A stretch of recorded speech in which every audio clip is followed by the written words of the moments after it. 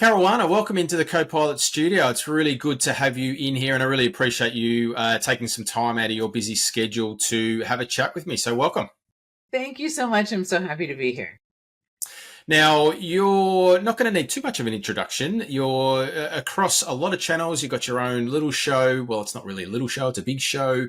You're very, you're in the public eye a lot. You're doing a lot of conferences and a lot of talks and a lot of presentations. But for the couple of people that are watching and listening that don't know who you are, tell me who you are, who you work for, and what's keeping you busy at the moment.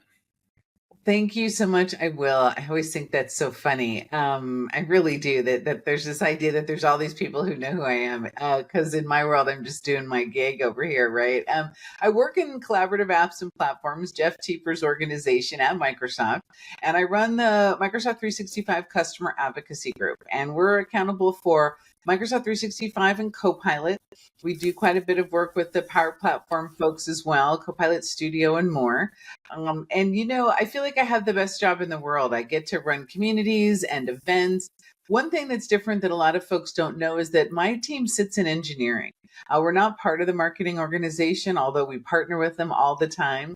So all the community work that we do at scale, all of the content, our website, adoption.microsoft.com, that my team delivers, we really are close to where the product makers live. And I feel like a lot of times that's what makes my team special. Plus, they're just an awesome group of humans. Mm. I guess the topic and the area of adoption is obviously very high on your remit, the work that you do. The adoption site that you and the team have put together is an amazing resource that everybody should check out, and I'll post that in the notes, in the show notes. How much of a change, and how traditionally adoption and change management and things like that tended to take a little bit of a backseat in these technology type of projects. How have you seen sort of that change over the last few years? I think it's probably come to the forefront more often than not. It has actually, and I'm so grateful to see that, folks like myself who have been doing adoption and user enablement work, or change management as it was historically called, Mm. have been doing this for a really long time. I've been doing this for about 20 years. And I started the adoption at Microsoft.com site because there were 17 different sites across Microsoft with this kind of Yeah. content. And I thought, how's anybody ever going to find anything to do this work? Now fast forward to today, and we run a tier one website for Microsoft. The work that we've done around Copilot has been fantastic. And I really feel like with AI, in this new era, people are understanding why investing in the human element in any technology project is critical. Mm. Oftentimes people will confuse user enablement with training. Training is a part of it, but it's not all of it. And so I feel so grateful for all the people out there who have been doing this work for a long time, that they're really now finally getting their recognition from Microsoft and from their own companies. It's a Mm. welcome breath of fresh air to be thought of Yeah. first, as opposed to maybe as a bolt on to the technical readiness you have to do to roll out any service. Mm. So there's obviously, if we look at Copilot and Copilot readiness and things like that, there's really two streams, I guess, that the technical readiness side of things and this user enablement. So Copilot aside, in general, what does user enablement mean to you, and how important is that in the context of Copilot and organizations looking to roll out Copilot?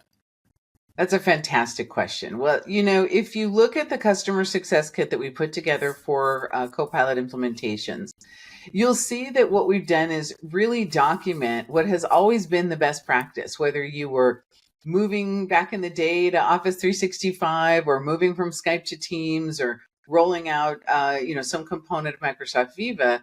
It's about the working together of the technical team and the user enablement team.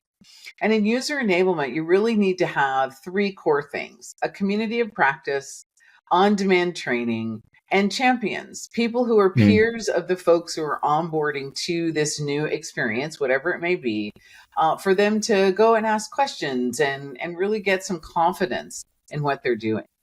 Many times as technologists, we become enamored by new features and capabilities, and now is no exception. But what actually matters is, does the person sitting there at the keyboard or talking to Copilot, are they getting value from the time that they're giving you? Or you have to earn that time if you are a Mm. solution provider. You have to earn your attention, and it needs to matter to you as an individual. And I think that this more emotional component of service adoption and user enablement has often been neglected, frankly. So, now this idea of having internal champions, whatever you may call them, and a place for these folks to congregate in that community of practice, whether it's Teams or Viva Engage or whatever, and having that snackable content available has really become understood by so many people. Again, whatever they may be rolling out, but most Mm. importantly for Copilot, because Copilot is, especially for Microsoft 365, it's a different type of implementation. It's not the same as all the ones we've done in the past. So we really saw it in the early adopter program. People who already had that muscle built got to value much quicker than the folks who had to be like, oh wait, what is user enablement? What do I need to do? What's a champion? So the data really proved out the best practice. Mm. One of those topics you brought up there was building a community of practice. How have you seen with customers that you're dealing with, you're talking to, and you've seen roll out Copilot successfully? How have they tackled this community of practice? Are they building it in Viva Engage, Microsoft Teams, SharePoint, all of the above? What are some? Can you share any type of best practices around how to actually implement one of these? Absolutely, I can. It really depends on the size of the organization and the existing culture. A lot Mm. of organizations, especially very large ones, they already are using Viva Engage, or they already have a tool that they're using to bring people together to support them on their journey. And so this is about adding another flavor to that existing community. But the thing that really differentiates successful communities from ones that kind of limp along or turn into ghost towns after the first few weeks of a rollout is the Mm. community managers themselves. The people are the ones who make the difference, whether it's the champions, it's the community manager for that community of practice, it's leadership being able to lean in and being willing to be visible. These things make a huge difference in the success and how vibrant that community becomes wherever it's built. With every community that is successful, it does have that forum like interface like you find in Teams or Mm. Viva Engage, but also there's always that main reference site. And so they all have a SharePoint site, associated with them for the single source of truth about this particular project. And in this case, it's Copilot. Mm. You can use templates inside of Teams to create that, or again, augment what you already have. But what's important is that people know how to find help, how to get answers from people that they trust, and how to pose questions, because the feedback cycle in Copilot is so rapid, and that's a Yeah. huge differentiator from Teams or other technologies we've rolled out. Right? You might go a week and finally get some feedback from someone once they've onboarded. In this, you're Mm. going to get feedback in the first few hours, and it's going to keep Yeah. coming as people move towards having that aha moment where they really understand what is the big deal about this Copilot and AI stuff, right? Because it Mm. seems a little science fiction-y to a lot of people still. Yeah, and I think probably an area that needs to be taken or understood as well is people are going to use Copilot in different ways. There's different Copilot experiences. So we've got the Copilot in all of our, well, not all of our applications, but Word and Excel and PowerPoint and Teams.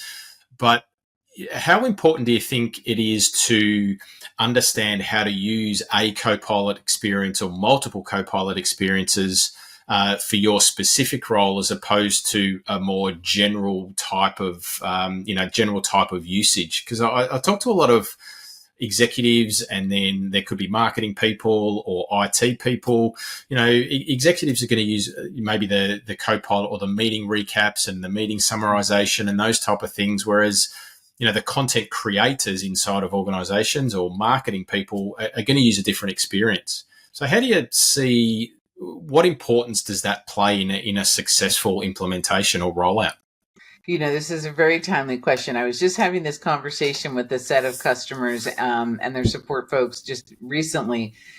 And, I really think we have to realize that we have to treat our executives, people like chiefs of staff and executive assistants as well, differently than we do the standard business user, whether they're a frontline worker or a knowledge worker. Executives have their own experience, and therefore I usually recommend that there's a sort of white glove experience for them, where they are, being able to learn in their own scenarios. But we provision the scenario library on adoption.microsoft.com specifically for this, right? For two reasons. Number one, to give inspiration to those people in those different kind of departments, but also to show how to measure success, right? And it's interactive. You can go, you can check it out, you can download materials from it. And the idea is, once you've learned the basics, which we call the top 10 things to try in Copilot, I think everybody needs to know those top 10. Because that will ground you in the way that you are going to interact with Copilot. I mean, this is one of the key differentiators. It's a natural language interface. How you pose a question or ask for information or summary, what have you, is going to be different from how I would do it. And that's why the journey for users is so individual. So everybody gets that baseline of those top 10 things to try. And then you hopefully start to think about, now I get this a little bit. How could I use it in my actual job, right? Everybody has those baseline things about meetings and notes and email summaries and, that we all have as information workers. But you have to get past that to really think about how it's relevant for your role. And that's where your journey will start to diverge, not only with different types of Copilots, but maybe even custom ones that your organization builds with its own data. We're going to see more and more of that as we move through this. This is the very beginning, right, of this journey. This is brand new emerging capability. So imagine what this is going to be like, 2 more years, 3 more years from now, where that idea of building the custom Copilot with your own organization's data is very normal, right? Just like we think of workflows today, just like we think of solutions in SharePoint, SPFX, right? Long history there. All of that is so normal to us now, but it too was new once, right? And so I certainly remember designing forms in Designer and all those sorts of things, right? And so, I think we need to understand that it's going to be a journey, and that extensibility is going to come and play a part in that custom experience that people are going to have. And that, another reason for the community. We really want people to be able to share their success stories, right? In our public community, but also inside their own organization, because Sally might not think of a way to use this that I thought of. We might have the same job, but I do my job a little differently. But my idea about how to prompt for something can help her. So it's a good way to share that information in the community of practice.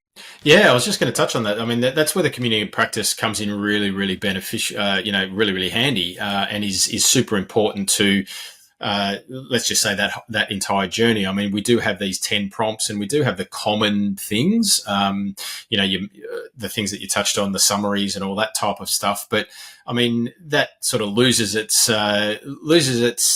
thing after a little while, and we need to, continually learn and share ideas. And you touched on a great point there, is being able to have, whether it's a prompt library or regular meetups or things like that, to be able to share what's working for other people in your particular role, or even if it's in other roles. I mean, you can sort of take what somebody else is doing and architect it and change it to your particular role as well. So that's obviously, a continuation of everything. Yeah, that's so important. And apologies, but I wanted to just call out one thing. That is why community managers are so important. Yeah. Because they will keep that enthusiasm going. They will keep the flow of information coming. They will host those monthly office hours, or hopefully weekly office hours, and monthly community calls. They will continue to provide inspiration and support to the people that are around them in the community. And that's not to be confused with your help desk folks, right? Your help desk folks have a very specific role in this rollout. But champions and community managers really are the heart and soul of successful implementations. And It's one of the reasons we changed the term to user enablement, because AI adoption is something that a company does. You adopt AI as a capability in your company. But Yeah. user enablement yields user satisfaction. And that is actually the goal. It is not about the counts and amounts of who's using it. It's about who is satisfied with their experience, with all of their technology, frankly. One of the things that I really hope people do from the customer success kit is configure, write the document, the user experience strategy document. I've included a template there. Copilot helped me craft it, and then I did my magic to it to get it out. And I really feel like not enough people write those user experience strategies in their organization. They don't have that clear set of goals about what they're trying to do. Like we used to talk about frictionless collaboration and Yeah. seamless saving and all those terms from the past. But we need that again, right? We need to really think about that again alongside good governance. Now, you've obviously been using Copilot probably, and I said this to Jeff Teeper in another interview as well, probably more than anybody else on the planet. You've been using it really, really early. There's a lot of customers and big customers that have gone through the early adopters program as well. So you've seen what the benefits can be. This is kind of a two-pronged question, and happy to take this wherever, but how have you seen, or where have you seen the benefits both for one, individual people, and two, businesses as a whole? That's an excellent question. So individually, I do feel like the promise of taking some of the drudgery out of my day has been met. So I'm not a fan. You can probably imagine that I am triple booked and lots of time slots all week long. I can't get to all the meetings I might want to get to. So that intelligent recap for me and its quality and its action items are so fantastic. And everyone I have seen really use that, especially if you're a manager, line manager like myself, or senior leader, there's just a lot of information. So being able to summarize that information, summarize long documents, being able to be up to speed on all the things I need to understand and that individuals need to understand without having to spend the hours reading, whether it's all my email, all the documents that come in email and in Teams, all the, attend all the meetings. That's huge. That has actually given people back time in their day. Now, how they choose to spend that time is then up to them, right? I look at this as another opportunity to invest in my career. And it's one thing I really want to make sure we touch on, that something we all have to think about as leaders in this space, talking about AI right now, is workforce transformation and talent mobility. Each of us is accountable for our own careers, but I think organizations need to think about how are your people going to choose to use that time that you're giving back to them pretty universally with these individual productivity gains that you get from using Copilot. I do tend to use it to study more, right? I want to understand more of this technology, much like I learned the cloud from being on-prem, and I learned Office 365 or, SharePoint Online from being on-prem, right? There was a lot of self-study in the work that we both do, right? Always having to keep up with things. And so that's been really a game changer for a lot of people. I've seen that red thread pretty universally. For businesses, however, I think we're still in the early days of it. One of the things I like about some of the Microsoft news that we share in the show that we do and what have you is because we're actually seeing these success cases in healthcare, in sustainability, in manufacturing, in so many industry areas where they had a process. It wasn't optimized. It took too many people to share too many random pieces of information to make decisions that could have been made more easily if the information was both synthesized and authenticated in terms of it being the actual correct information. This kind of process improvement is going to continue to improve the business cases that are being used with Copilot. And that's not even counting things like, building, manufacturing facilities as a digital twin and using AI to validate routing of materials and optimizing staffing schedules and the types of equipment that you need. There's so many things that are going to come in the future. I really want people to understand that our workforces are going to need to change to maximize the opportunity that comes with AI. And so whatever productivity gains you get, think about how you want your career to be, 3 or 4 years from now, as these business scenarios come online more and more. Mm. And I think Do you right think? Do you now, find? one other thing I just want to add to that, which is we're still in the era where people are a little afraid of Yeah, AI yeah, and what it's going yeah. to do, right? And so even though this feels like it's just a bullet train, I don't know, it feels like a bullet train to me. Like the Mm, change of this era of AI is just it just happens so fast. But there's still a lot of resistance to the speed of change because people are still trying to figure out the governance, the data security, the inclusion, making sure there's not bias, all the responsible AI principles, which are important. mm. Once people have confidence in that, right, you're going to see a further acceleration of these sorts of business scenarios coming online and being invented in someone's mind and then created out in the world. And so now's the time where we really have to lean in to understand what we need to learn and how we need to think differently, for ourselves and for our company. Yeah. Yeah, I mean, when you talk to a lot of companies, they executives or CEOs or whoever the leadership team is, I guess they do understand that AI is here and it is going to give them they know it's going to give them a competitive advantage in the market. But you touched on a few, a few apprehensions, I guess. Security is one of them, but Right. it's funny the having access to content or data inside of SharePoint or OneDrive or wherever has been brought to the forefront. Again, it was like that with Delve when Delve came and you logged in and you started seeing all this information that you kind of didn't know was out there. Uh-huh. Should I be seeing this? Should I be seeing that? Well, yes, you should because you've got permissions to see that. I think people are, well, not blaming Copilot, but they're just, taking a little bit of a back step and Yeah. making sure that, things are going to be secure and they're not opening themselves up to a lot of areas they shouldn't. Well, and something, just because I've been teaching Microsoft 365 governance for, I don't know, 10 years Mm. now, something that people don't know about me is my first job in Microsoft was in our IT department. I came to Okay. Microsoft to be on the team to run SharePoint for Microsoft. And then I was on prem at the time. And then we moved it to the cloud. And then after a few years, I moved to the Skype for Business team in IT. That was before I came into product engineering in Microsoft Mm. team. And so, all that time I've been teaching M365 governance, even when it was Office 365, and the good practices, the best practices and recommendations that we made for governance before Copilot are even more relevant now. So not only has Mm. user enablement gotten pushed to the forefront, but so has governance.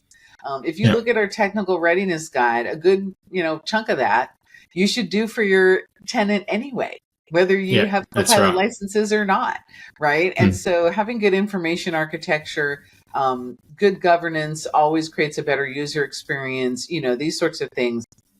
It's just the way that it needs to be managed. I know Mm. that we've gotten feedback from customers. We can certainly do, we're continuing to do better work at making that governance process easier and more cohesive, right? So you don't have to think of it in SharePoint and then in Teams and then in Yeah. OneDrive and then in, there's a lot of policy management to be done there, a lot of PowerShell.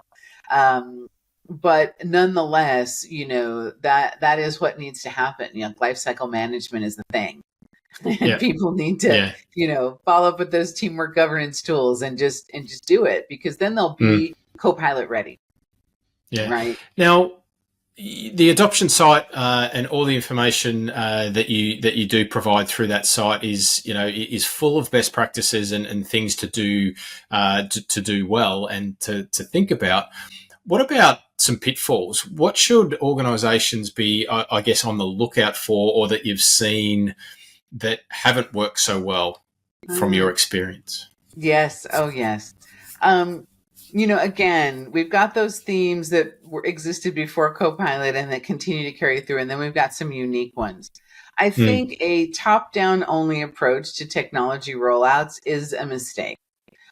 Occasionally I find people who want to find out all the information about the user experience from reports in M365 or, in a very hands off way.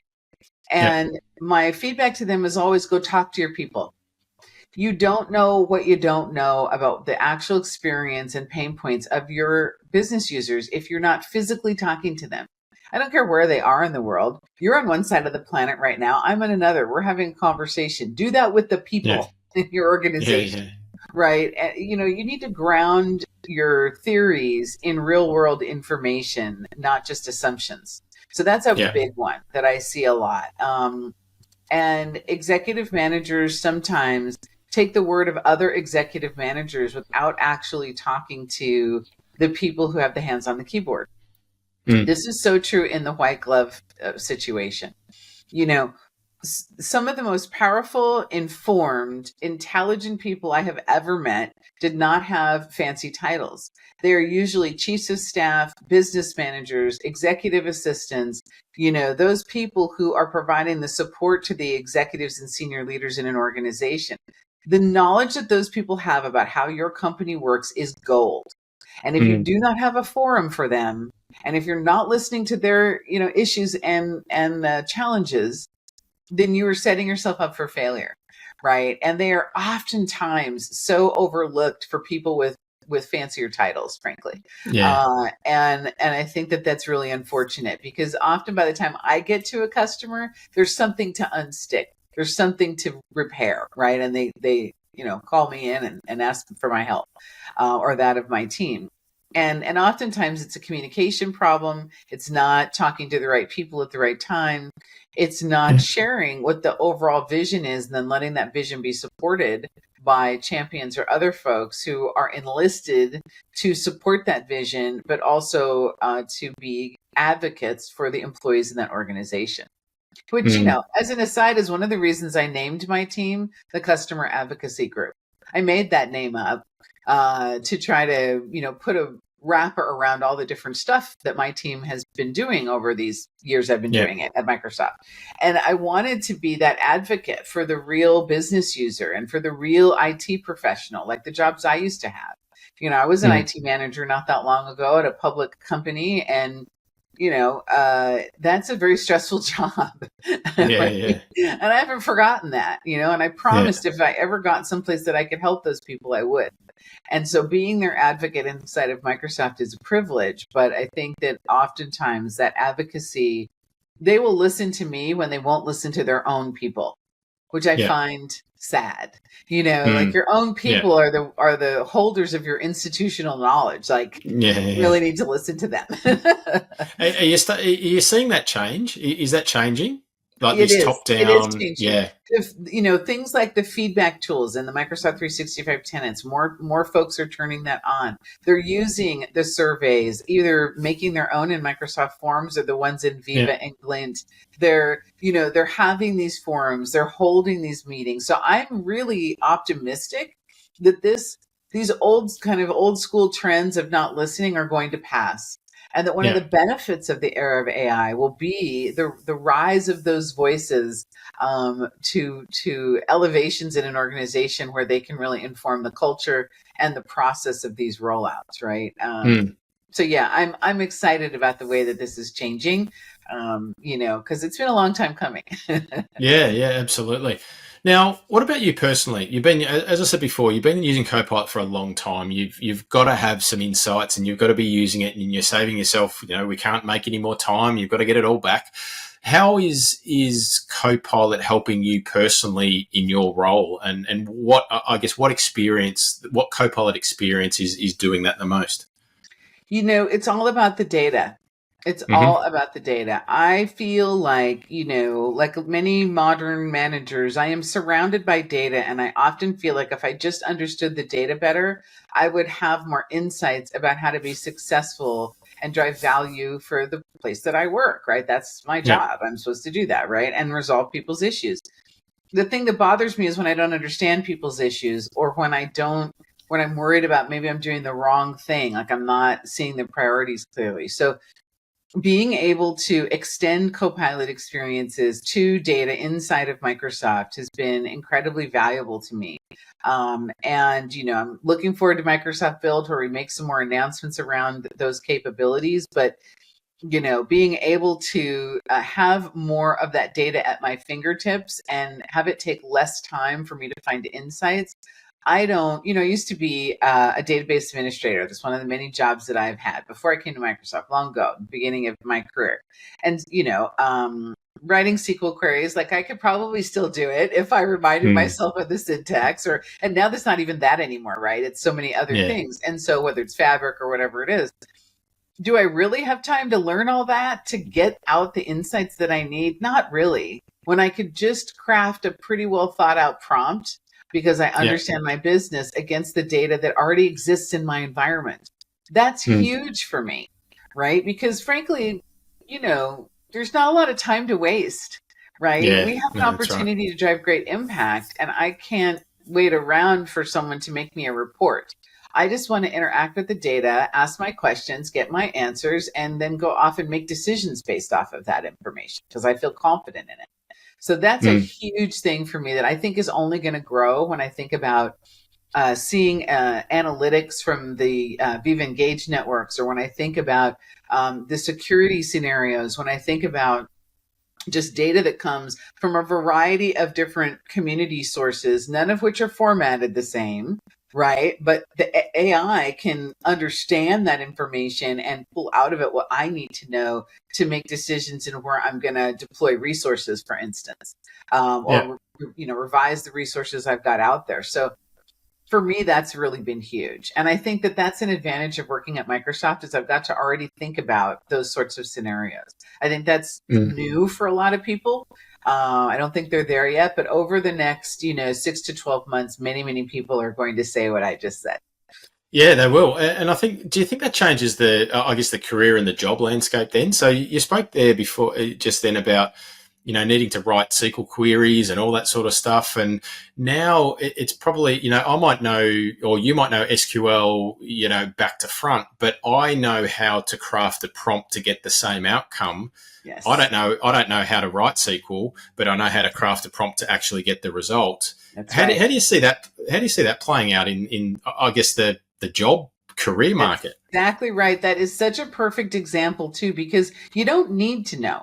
Right. There's a lot of people, and I think as technologists, especially if you're working in user enablement, you need to remember this. People don't really care about the technology. They care about getting their work done.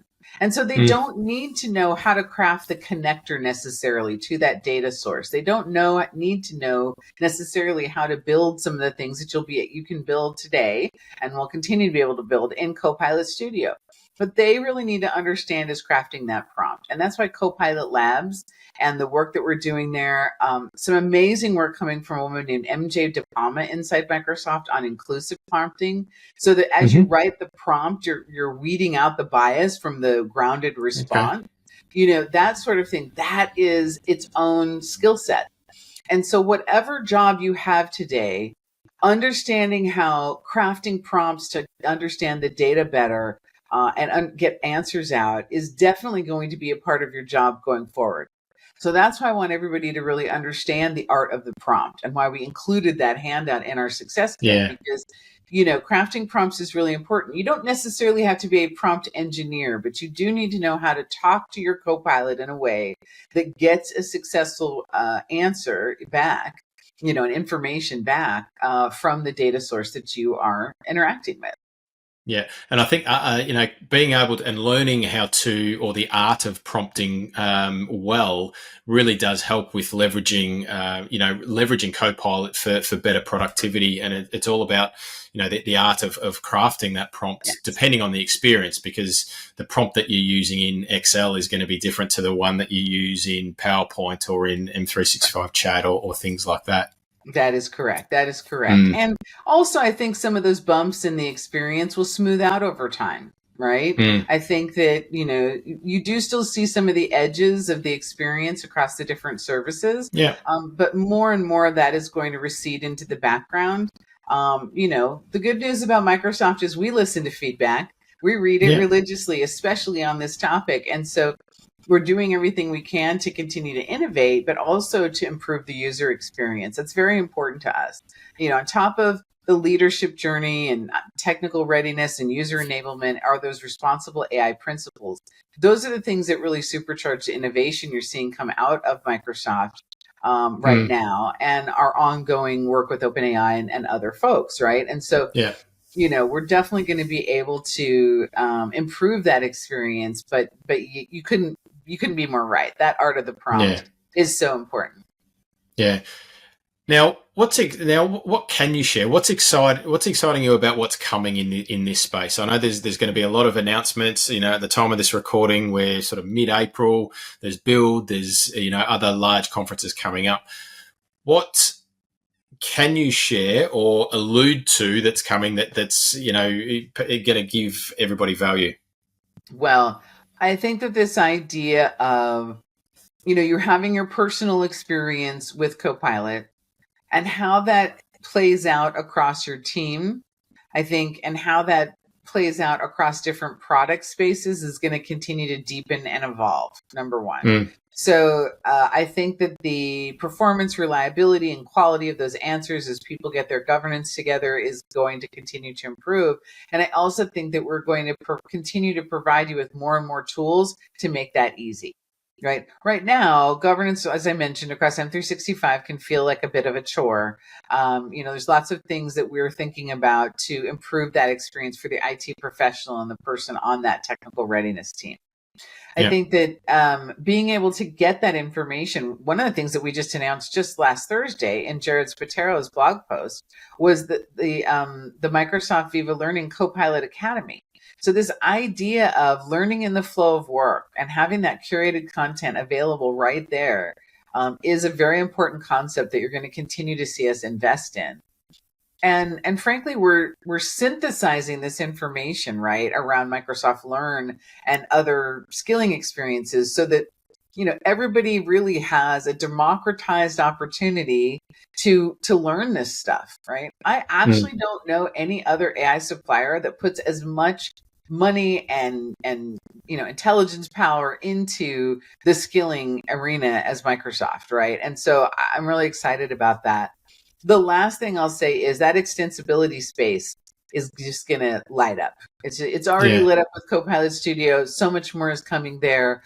This ability, like with Fabric and other tools, to unlock the insights from your data, is going to be also a very important career area for people. Yeah, right? Absolutely. And so moving towards Fabric, there was just FabricCon, right? That awesome conference, so much good content there. Some of it's available online, but like getting plugged into what's going on in Fabric and what's going on in our data space on top of what's happening in Azure, whatever people want to do from a career perspective, you're going to be able to do. But that area, I'm really excited about what's happening in the data space and in the extensibility space for me. At my heart, I'm a solution builder, right? That's what I like to do. And so anybody who gives me a set of tools where I can listen to a customer's problem and then apply the technology to it with some precision makes me really happy. And I think people are going to get even happier pretty soon. Very good. Now, as we wrap things up, before we hit the record button, I did ask you a question. You do appear on a lot of stages, do a lot of interviews. I asked you what would be one question that no one has ever asked you that you think they should. And the question that you came back with was, why do you work at Microsoft? So, Karuana, why do you work at Microsoft? I have to say, I realized in thinking about that, nobody has ever asked me that. It's obvious I have an awesome job and that I love it. I don't think anybody, questions that about me. But one of the reasons that I work for Microsoft, is because Microsoft as a company, as an ecosystem, has really been present and supporting my journey, my whole career. Right. My whole career back in the days of the floppy disk and, the Novell and Windows Server wars and all of that. Right. This company and the way that it approaches things, look, it has its flaws. Every big company does. It's had different chapters where I've, kind of been sad at the way it's operated and thought it made some missteps. I wasn't 100% sure about what was going to happen to it when I joined almost 13 years ago, right? That was the last days of Steve Ballmer before Satya took over. But what I knew was that this company had given me an opportunity that many other people in my life had not believed I could take advantage of. No one at Microsoft has ever doubted me the way some of my professors or teachers in school or other adults have, right, when I was younger. The people at Microsoft and this whole ecosystem, they said, oh, you want to learn something? Go learn it. Oh, you want to be something? Go be it. You want to talk to customers? Awesome. We'll let you talk to customers. You want to build solutions? Good. Go do that. Right? It's been the land of opportunity for me. And my family is so much better off because of the career I've been able to craft as a customer. I worked as a partner. I was a GM at a system integrator. I've been a solution architect. I've done all this stuff. And now I work inside. All of my jobs have touched the Microsoft bubble in one way or another, for almost 30 years now. And I just feel so grateful that I found this place and it let me better myself without any restrictions, which, for women in technology is something to notice and to be grateful for. I've done my part. I've worked really hard. I've self-studied. I've done all that kind of good stuff. But the support that I've gotten and the unlimited potential that people have seen in me, I really didn't get that anywhere else, So what do you think? What do you think people didn't have? Didn't give you that support and sort of didn't see that potential. Well, I grew up in a time where things were, I don't know if they were more fragmented, but I do know that I grew up in a place where being a woman who looked like me, people made assumptions about my intelligence. I've never really fit in, because I'm half Kenyan and half American. And in America, that can be complicated, right? And because my father's an immigrant, but not, historically from the South in the US, I don't really always fit in the Black community. And I definitely don't always fit in the Caucasian community. So I'm kind of an island into myself. People make jokes about it that I'm a unicorn now because I'm basically an engineer who can talk to humans. But the truth is I had to learn that skill to survive, right? I had to be able to fit in a lot of different places. But that meant that I didn't have a place of my own until I found this ecosystem. I remember the first SQL user group that I ever went to. And I felt at home with those guys, right? I was the only woman there, but it didn't really matter. They were kind of like, ooh, who are you? But then I talked to them and we start geeking out on something about some database backup or transfer or whatever. And all of a sudden I had a place to be, and I don't know what it was about those guys. They never, treated me like I was an alien. I've had my run-ins with people in technology being a woman for sure, but not in the community itself. It's always been some, executive someplace who was acting poorly. Right. Regular folks have always been so nice to me. And I just think that, the school system I grew up in was not great. I didn't finish college because my parents had split. My mom was sick. And so I needed to work instead of go to school. And so, I had my own challenges to overcome from a family perspective. And I still don't have a degree in computer science. I never went back to finish it. I haven't had time. And so, I just feel like I got a place here that I really belonged. And I guess those experiences that you've just walked through there is probably a key reason as to why you're doing what you're doing, and the impact that you're having on the community and on other organisations, not only inside of Microsoft with your team, but also externally as well. And I think the support that it sounds like you're getting for your career development as well is something, that is satisfying to you and sounds like a great place to be working for you. Absolutely. And, I want everyone in the Microsoft community to feel the way I felt. I want you to be welcomed. I want you to feel like, the world is your oyster. There's unlimited potential, that you can get help along the way. You're not alone in this journey, no matter who you are. We're here to help you. And I really want to help the people who are coming into this new. One last story, which is at the end of, during the pandemic and right after we got through the first 2 years of it, there were a lot of people who were changing jobs, changing roles, changing careers. A lot of people, decided to change their lives. And I met a lot of people who, for instance, it was their first technology conference or was their first time in the Microsoft community. They'd been something else and they decided they wanted to get into tech. Yeah. Those people come with so much industry experience and life experience. They're very, very valuable in the technology sector, right? We need those folks. And so, anything I can do to help make it a little fun and to give back what I've been given so wonderfully is definitely what I want to do. And luckily, it's my job. Yeah, absolutely. Now, for everybody again watching, listening, where's the best place to connect with you, keep up with what you're doing and what the team's doing, your information that you're putting out there? Where's the best place? Well, really, LinkedIn is the best Mm-hmm. place. You can follow me and my activities. I try to publish as much as I can on LinkedIn. And we have a Microsoft community page on LinkedIn that we'd love for you to follow. And that's where we host our Mondays at Microsoft show every other Monday morning. It's a live 30-minute show that covers all of the news and happenings in product, in events, and one Microsoft Big Rock. I co-host that with Heather Cook, who's now on my team. And really, LinkedIn is the best place to do it. I'm still on X. I'm still in other places, but LinkedIn is the place to be. Very good. I'll put all those links in the show notes as well. But once again, thank you very much for taking the time to have a chat. It was a great conversation. You shared some great insights and then a couple of great stories there at the end as well. So thank you very much and appreciate it. Thank you. Thanks for having me.